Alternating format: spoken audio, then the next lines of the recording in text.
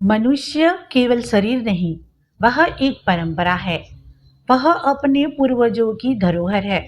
हमारे भीतर जो संस्कार है, जो शक्ति है, जो अस्तित्व है, वह उन्हीं पितरों से प्रवाहित हुई है, जिन्होंने अपना जीवन हमारे लिए समर्पित किया। माता आदिशक्ति कहती है, जब तुम अपनी जड़ों को भूल जाते हो तो जीवन सूखा हो जाता है, और जब तुम अपनी जड़ों को याद करते हो, उन्हें पोषण देते हो, तो जीवन हरियाली और समृद्धि से भर जाता है। पितृपक्ष वही एक पवित्र काल है जब हम अपने पूर्वजों को याद करते हैं, उन्हें जल, अन्न और कृतज्ञता अर्पित करते हैं।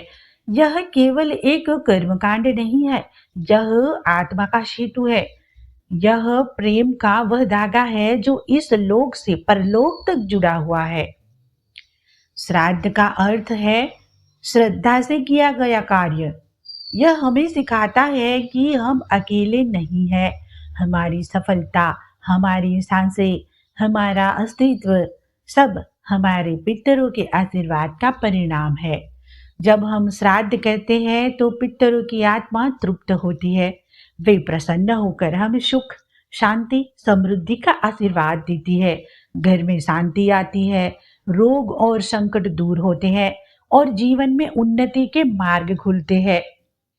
पर याद रखना, यदि पितरों को भुला दिया जाए तो यही ऊर्जा असंतुलन हो जाती है। इसे ही पितृदोष कहा गया है।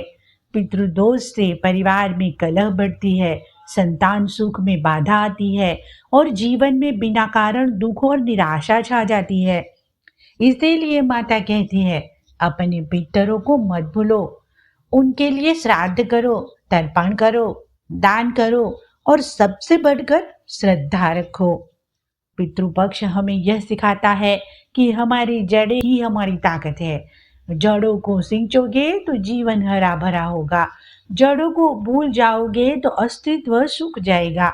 माता आदिशक्ति का संदेश है, पूर्वजों का सम्मान करो, श्रद्धा से श्राद्ध करो, क्योंकि वही आत्माएं तुम्हें आशीर्वाद देगी, वही आत्माएं तुम्हें मार्गदर्शक बनेगी और वही आत्माएं तुम्हारे जीवन को प्रकाश से भर देगी। याद रखो, श्राद्ध कर्मकांड नहीं, बल्कि आत्मा की सबसे गहरी कृतज्ञता है।